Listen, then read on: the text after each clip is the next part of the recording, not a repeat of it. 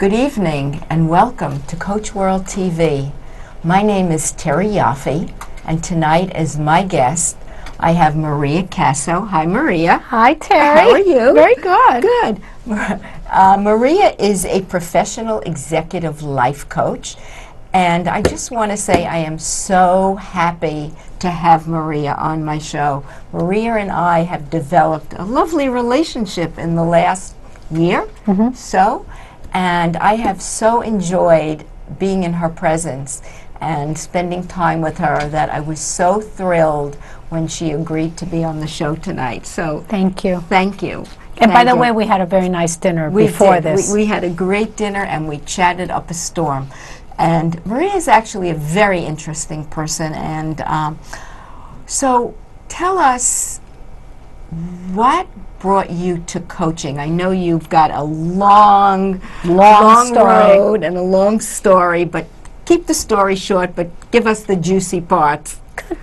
And I've been on this show before, and I have brought up his name before, but a friend of mine married a life coach, and his name was Dan McNeil, and is Dan McNeil. And Dan McNeil has been a coach who was trained with Thomas Leonard. The first thing, Coach U. but even before Coach U, Thomas Leonard introduced coaching, and Dan McNeil was one of the people in the first class. Wow. And my friend Brenda married Dan, and Dan was a coach. And I knew Dan was a coach from the 80s. And I was in the entertainment business. And it got to a point that I wasn't so interested in the entertainment business anymore. And I was talking to Dan one day, and I said, I am so dissatisfied, and people call me up, and they're always asking me advice. What do you think I should be doing? And he said, why don't you try coaching? And it had never dawned on me. But it's like one of those things that are aha moments at the moment that it hits you. And I always use the term lands. The moment it landed on my space, it was like, wow, that's a great idea. So I said, well, how do you start? So he had mentioned Coach U, he mentioned how he got to coaching, but then he said, you should look around and see. And I started looking around. And I'll plug my school, I found IPEC coaching. And what I liked about IPEC coaching is that they dealt with the internal and the external. So if the two are aligned together, then there's magic. And I really liked that. So I said, I'll sign up, but I want to speak to the owner. And I spoke to Bruce, and Bruce said his story, and it resonated with me. And I said, I'm going to take the plunge. And I said, I'm going to become a life coach. And I must say that when I became a life coach, the hardest thing was not becoming a life coach, but the hardest thing was having people see me as a life coach. As opposed to being in a music industry, being somebody that I had never been. So it was like, a life coach, what is that? Or what do you want to do? Because that was in 2005. So it really took some effort, but now they only see me as a coach. And now people call me, and I am hired, and I work with all kinds of people on coaching. That's interesting, and I love the analogy that you had about how people see you. Because I come out of the advertising field, as we said, and I had my own business before I took the plunge into coaching. I was a hired gun for magazines that wanted advertising and did not have representation in New York, or I went to do projects for magazines. And when I became a coach, again, people saw me as this great salesperson. And coaching, you know, I did my coaching in '03 with CTI. And so I understand that it takes time for people to start to view you in your new skin, if you will. And it's really creating a new person and a new purpose for other people to see you in. And it's really what coaches do, is that they help people create new purposes for themselves. So the first person that I had to coach was myself, and coach myself into believing I was a coach. A good coach. A great coach. Oh, excuse me. I think I'm amazing. You know, I really do.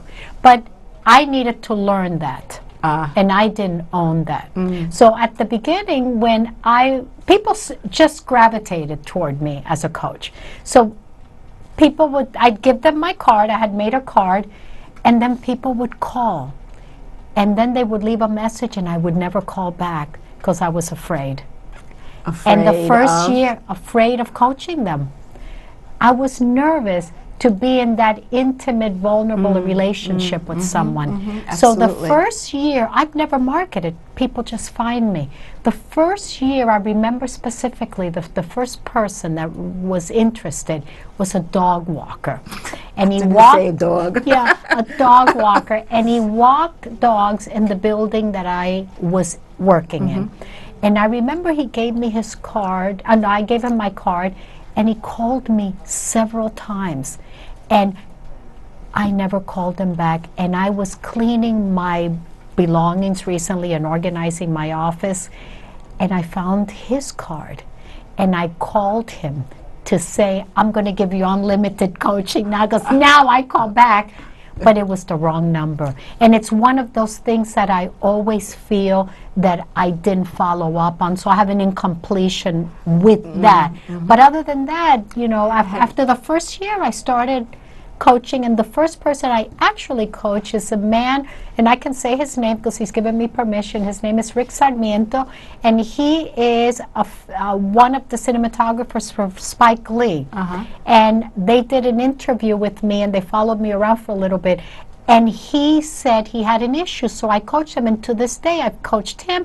I've coached his girlfriend, and we're still friends. He comes to my parties. He does everything. So he was my first official. I actually took him on. But the dog walker, I didn't take him on. So what about on a Facebook or LinkedIn? Do you remember his name? No, I threw the card away. You know what? I never even thought of that. Never even thought of social media.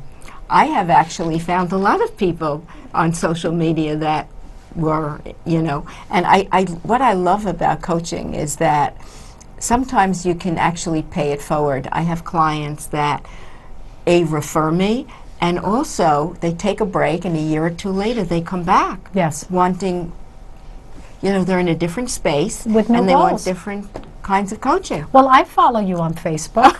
I follow you too. You do? I don't say very much, but I follow not my you. favorite. Yes. Not my favorite. Yes. So, you know, when Maria and I were talking about what could we talk about tonight that would be interesting and engaging and impart information, I loved what Maria had come up with, which was how she coaches the beings of human beings. Yeah, the being of a human being. And at first, I didn't quite, I got it, but I didn't get it.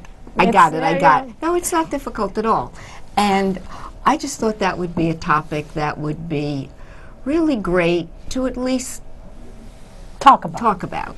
Have a conversation about. So tell us a little bit about the beings of human beings and what that means to you. Well, it's the being of a human, not the being, unless you're bipolar and you have several beings. The being, right. Or you're civil and you have many beings. Okay, well, maybe we do. Well, possibly, but usually human beings be a certain way. So how are people being? What does that really mean? If somebody goes out to dinner, look at how other people are. I love being a voyeur. And I love sitting and looking at people. And some of my favorite people that I love looking at is couples at a dinner. And how they are being with each other. Disconnected most of the time. Well, if they're facing like this, they're being a certain way. Right. But their mind is telling them, I don't want to be with you. So they're disconnected, or they're on their machines. That's a being of a human being that has become very prevalent in our society. Exactly. They are no longer being connected with other human beings. They are being virtually connected, which means that there are a lot of people, especially the new generation, have a very hard time being intimate and vulnerable. And I don't mean intimate in the intimate way. I mean intimate like how you and I were talking earlier, where we actually communicated by language, by looking at each other and speaking and saying, I get you, you get me. Right. My daughter at times doesn't do that. But we can actually speak while we're twittering or we're texting. And so the new being of human beings is being virtually being together. Now, how do people behave? What makes them tick to behave? Why does someone keep doing their hair like this all the time? That's a being. So that's the kind of stuff that I love to deal with. And when I coach, one of the things with when I coach in person, it's completely different.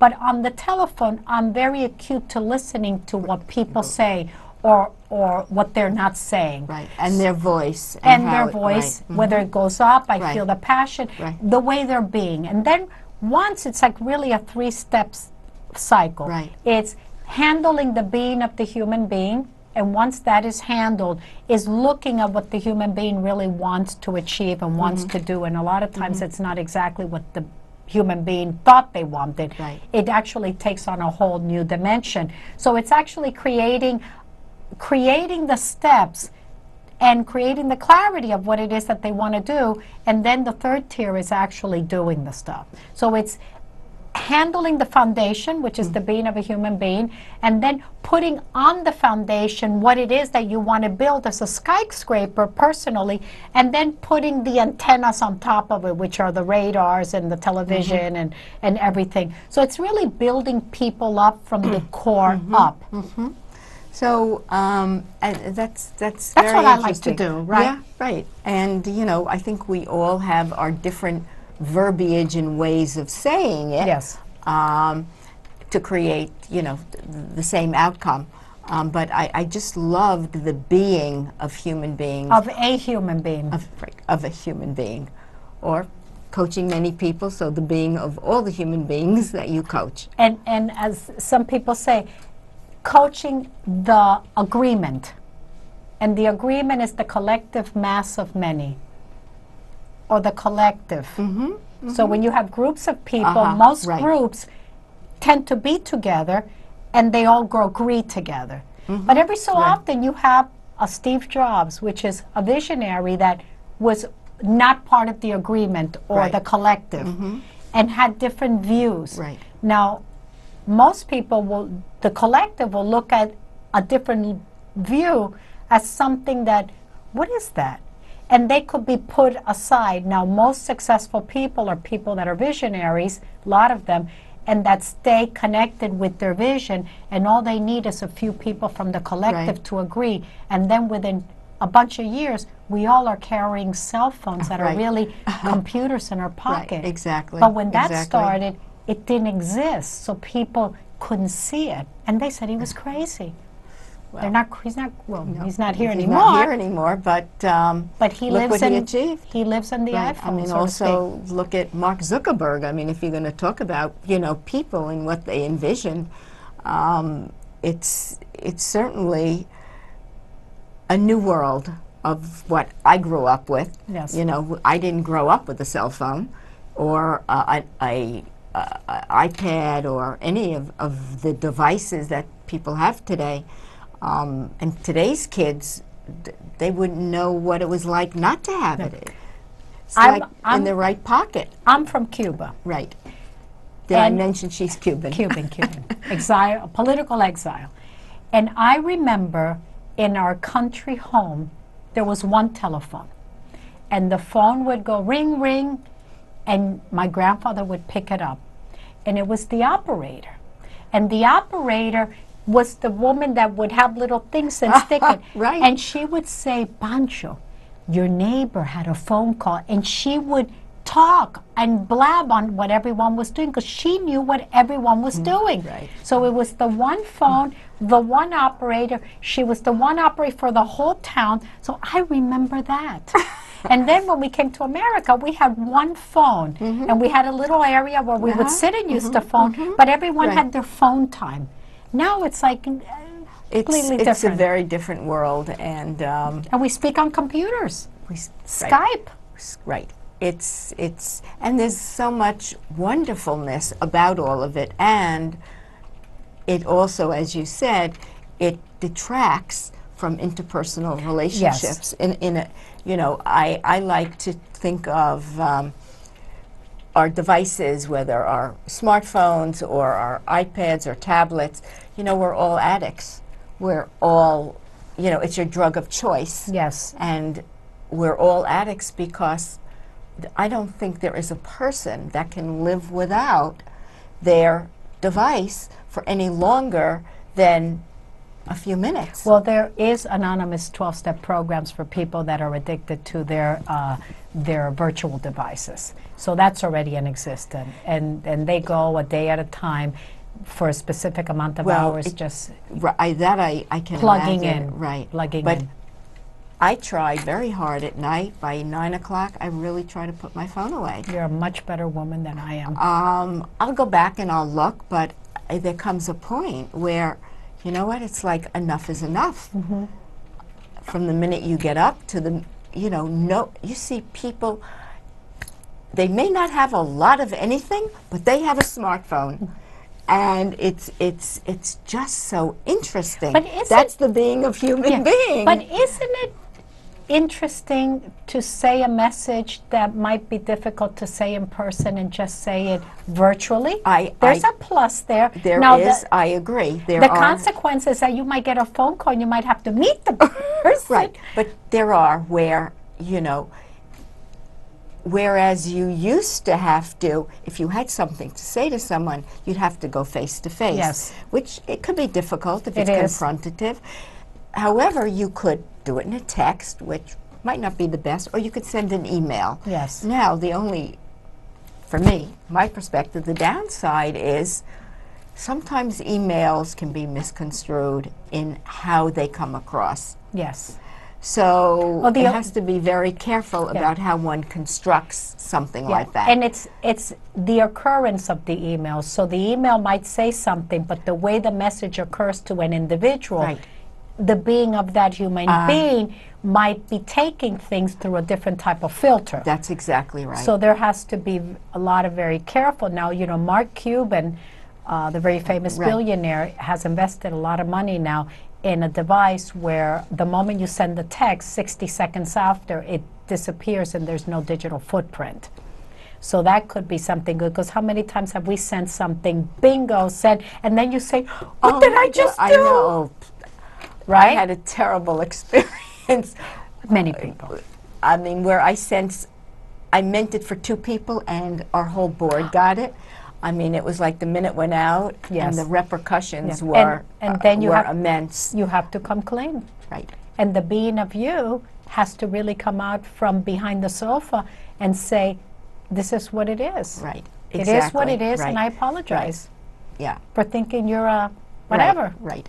That's exactly. So it's, I think today, although I don't know, my perspective, the being of a human being is very, it's not that it's different, but it's different, I think, than how it used to be. Most human beings are what they were raised around. Absolutely. So let's look at it, and I tell my clients this. When you are born up to a certain age in months, you have no idea of you. Right. All you know is that you eat, sleep, shit, and breathe, right? That's all you do. You exist. And then one day, as a baby or an infant, you look up and somebody walks in the room and you get that moment of they're over there and I'm over here. And it's the beginning of the mind realizes they're not just existing, there's something here. Right. And in the moment of existing of there's something here, that mind starts to grow in the environment that it was brought up. And then we grow thinking, this is who I am. Right. Well, this is how I am. I can't change. Well, it's how I am. And I always say, well, why is it who you are? You know, the brain is a machine that has the capacity to shift its thinking, given the perspective and the distinction of being able to do that. I say that we can become whoever we choose to be freely. And that is something that you write on paper. Like I say to people, don't think, just write down what you would like to be within a year. But I don't want you to think about it, because the moment you think, you're accessing the mind and putting it on paper. I don't want the mind to be part of this. I want you to be part of this. So perhaps the being of the human being to come out. Yes, the authentic person, not the authentic self. The person that perhaps you were really meant to be, and not the person you became because of the environment, because of how the mind was brought up in a certain environment. And that's a slippery slope in a way, because we grow up becoming our environment in most cases. Thinking that's who we are. Right, exactly. Until we start to separate ourselves from our parents and whatever else. And actually, once I believe we start to do that, that's where emotional maturity comes in. Sometimes. Where you start to become who you want to become, not part of what you thought you had to become based on how you grew up and how you lived. But a lot of times you separate yourself from your environment and you bring the environment with you. I'm talking about not the external environment. No, but the internal too. But when you start separating that, the internal. Oh, when you start to right, that's right. Absolutely. Yeah, right. Then you can actually blossom as an authentic self. Right, exactly. That's the dream. Right. That's a miracle. That's a miracle. That's freedom. That's hard. I mean, having spent many years in therapy and doing all kinds of programs and coaching, to start to understand how to start to separate, and with that, that's hopefully some of what we do as coaches. Yes. As our goal would be to help people kind of get that can opener in there. Great coaches create that for people. Right. Yeah. And once you create look, it doesn't mean you're going to get rid of anything, because you bring it always.